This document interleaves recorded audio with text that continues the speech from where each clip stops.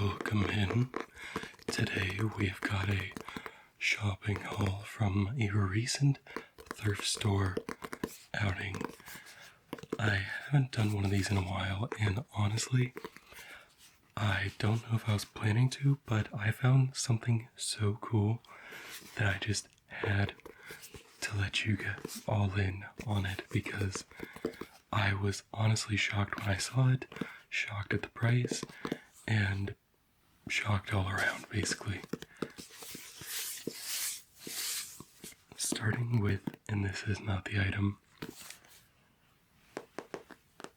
a series of unfortunate events. We've got Count Olaf and the Baudelaires. We've got Violet, Sunny, and who is the Klaus Baudelaire? Wasn't on the page. The back wasn't super helpful, but this is the bad ending. The very first book. I just recently rewatched this series over on Netflix. Just as good the second time as it is the first. Just taking a look here. We've got a very cool opening page here. Show it off. Too much lighting.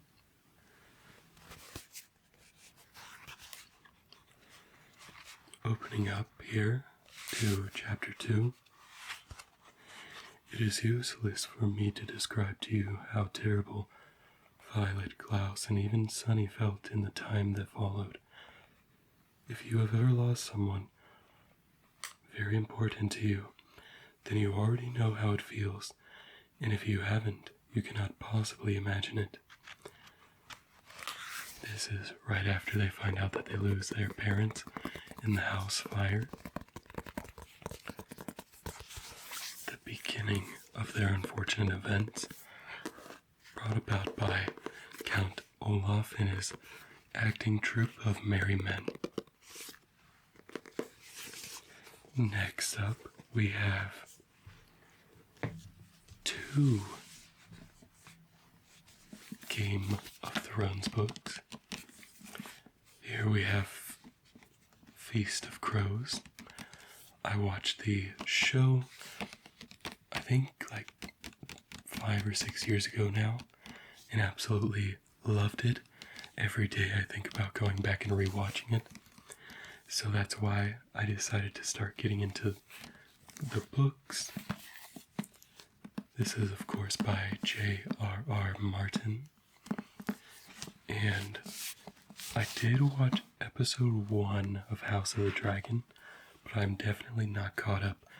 Now that it is over, I believe, I will start watching it. Or probably just binge watch it. Let's be real. There are so many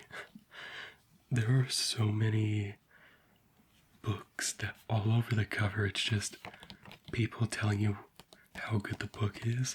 And I'm just like, man, what happened to like a summary being on there? But we do have that often on the inside cover. Here it's on the bottom. It seems too good to be true. The War of the Five Kings has finally grounded to an easy halt, with House Lannister and their allies the apparent victors, but all is still not well in the land. We've got a map here with key cities. We've got River Run, the Reach, the Red Lake, my bad, the Reach, River Run,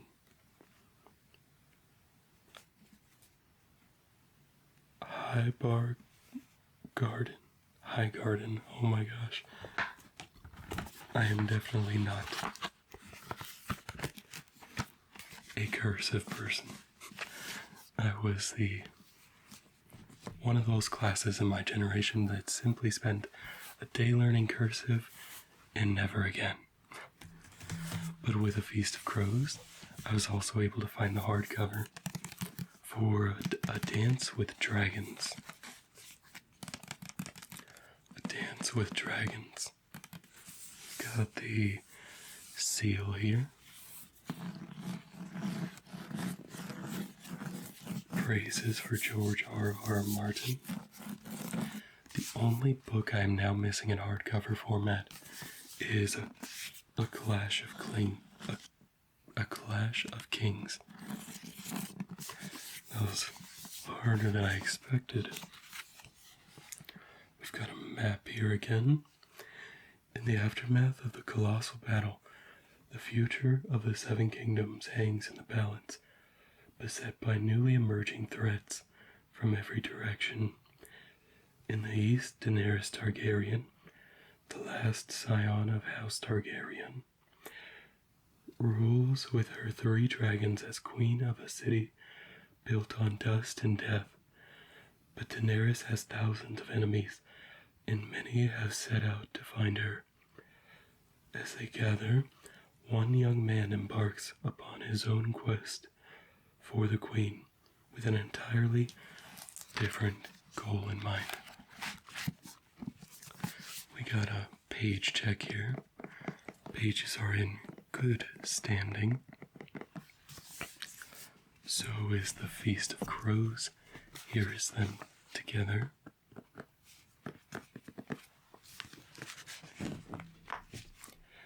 Next up, before we get into the big kahuna, we've got a few movies.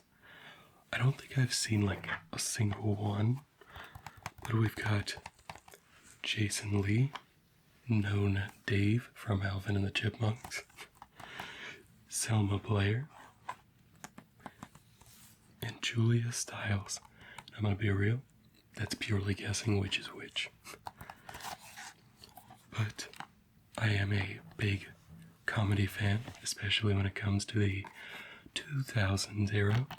As you can see here with Orange County, it's not just a movie, it's a state of mind with Jack Black and Colin Hanks. It's a very young Jack Black. It's that young of a Jack Black. There we go. We have Clarice from Silence of the Lambs, Jodie Foster in Flight Plan.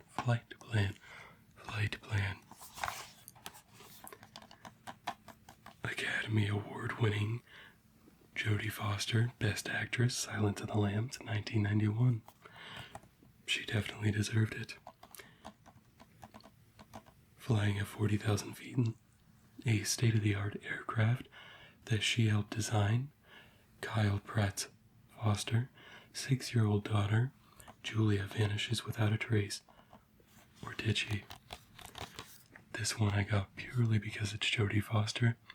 It looks interesting enough, but there's like nothing more that I know about it. And it's called Flight Plan, takes place on a plane, someone's daughter's missing, and it's Jodie Foster. Next up, we've got 2 really good actors here. Katherine Heigl here, and Gerard Butler, known Phantom of the Opera and Greenland actor. Katherine Heigl's good in like everything. Gerard Butler's good in like everything. This is called The Ugly Truth, and it says the battle of the sexes is on. Here we have another Funny People with Adam Sandler, Seth Rogen, and Leslie Mann. Love all 3 of these actors. It's called Funny People, from the director of The 40-Year-Old Virgin, and Knocked Up. Yo, shout out to when movies came with this on the top, this right here. Because we would basically rip them off, and just put them on the case half the time. 2 remaining here. I've owned the case of this for years, never had the DVD, because when I bought it, this was one of the reasons I now check all of my DVDs before I buy them. was from another thrift store, did not have a DVD. And you know, some of those cases don't have the wiggly, jiggly DVDs like this one. Some of them are firmly planted down in there, so you simply just never know. That's a risk I took, and it was a valuable lesson. And finally, for DVDs, we've got The Breakup. I've been seeing clips of this everywhere. Looks absolutely hilarious. And this has Vince Vaughn and Jennifer Aniston. Again, two amazing actors. I love Vince Vaughn. I love his movies. The Internship. There's Wedding Crashers is a good one, and then Dodgeball is fantastic with him in it. So we've got that, the books and the DVDs done, and now something I literally had to Gemini, because I'm like, that does not look normal at all. And that is where we come to the crowning jewel of the thrift store haul. A book that as soon as I saw it, I knew I had to have it. Here it is, The Lord of the Rings omnibus with Frodo here, his elven armor, the ring, so much anguish. Here, I'm gonna guess that's Aragorn, but I am not sure on the side here. And then we have Gandalf.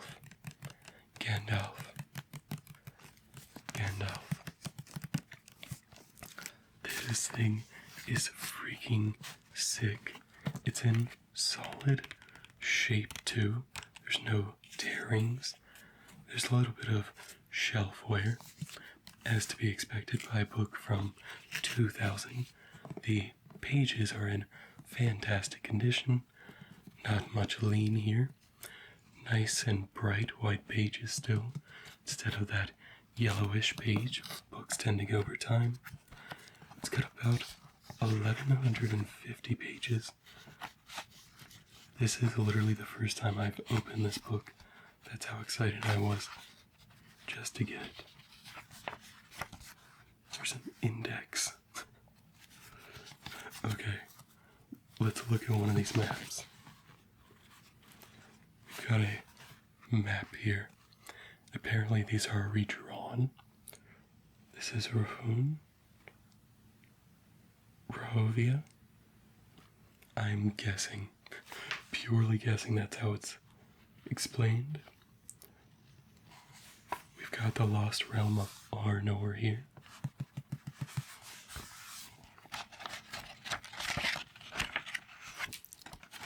As you can tell, I would not consider myself a fanatic of Lord of the Rings, but I did really enjoy the movies and have slowly started to get into the books.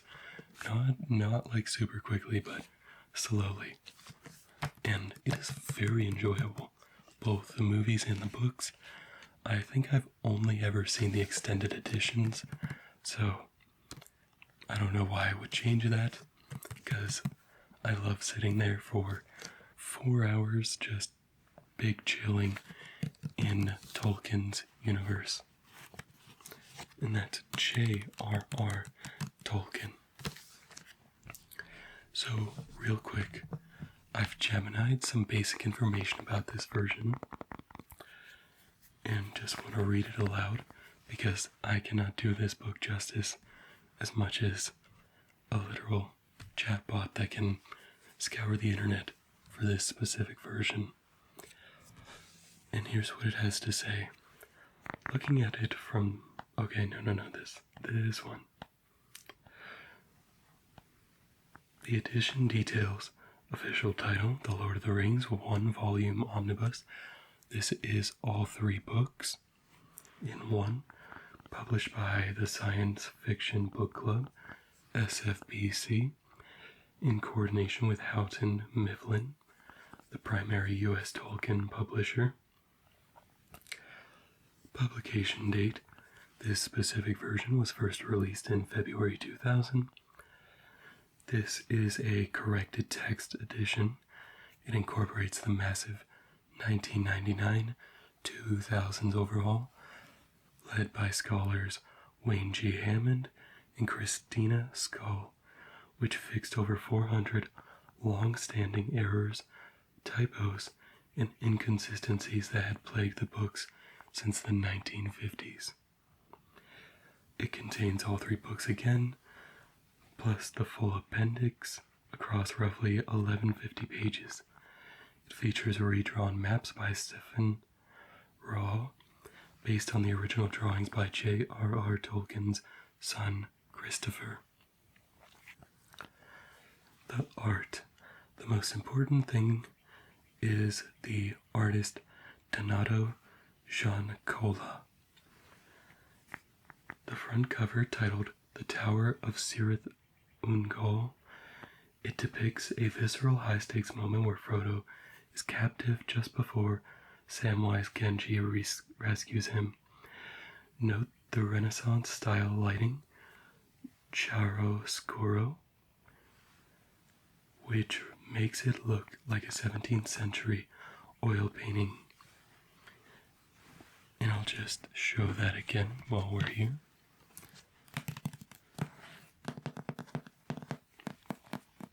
The sword, Gollum's hand reaching for his precious. I'm going to assume Samwise Gamgee's hand. And then the back, we've got Gandalf, we've got the character on the side, this golden sword, and let's get into that. The back cover features Gandalf, titled The Shadow of the Past. This cover art was only used for the 2000 printing. By 2001, the SFPC switched over to the cover art to Alan Lee's illustrations to align with the release of the Peter Jackson films. Because of this, the Giancola edition is the version serious book collectors hunt today.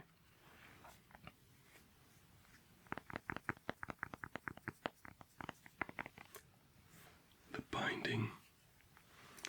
Unlike many modern glued hardcovers, this SFPC edition has a surprisingly sturdy binding. The fact that yours is standing perfectly upright after 26 years without the pages pulling away from the spine indicates that the binding is still tight and unbroken. I was showing it some of the different angles just because I'm just shocked that I found this. I went in super early in the morning, right when they opened. The next day, it was going to be 20% off. And for the reveal, I paid $10 for this book. Insane, I know. Could have got it for $8, but who would have known if it was going to be there? If this had been there for like an hour longer, if we got there an hour later, I don't think this book would have been there. I have looked at so many Star Wars books that I know when something doesn't stand out with that. And it really helped me here with the Lord of the Rings because I saw it and I'm like, that looks awesome and I have never seen that before. It doesn't look like Peter Jackson's, doesn't look like the originals, so this might be something special. Felt super weird taking a picture in public and Geminiing it, just because I was like, if I wanted to, what could I, sell this for later down the road? Because for now, I just really want to have a piece of history, read the books, know I have this, and then perhaps pass it along after that. The prices were staggering. I don't know how much I believe it until I actually physically see it, but let's just say the collectors that heard that I bought this for $10 may be rolling over saying, where was that? But that is it for this shopping haul. Super basic. I'm a books and movies kind of guy, big media guy. So that's what I got. Thank you so much for being here, so much for watching, so much for letting me show you all these cool items and these comedic DVDs. And I will see you in the next video.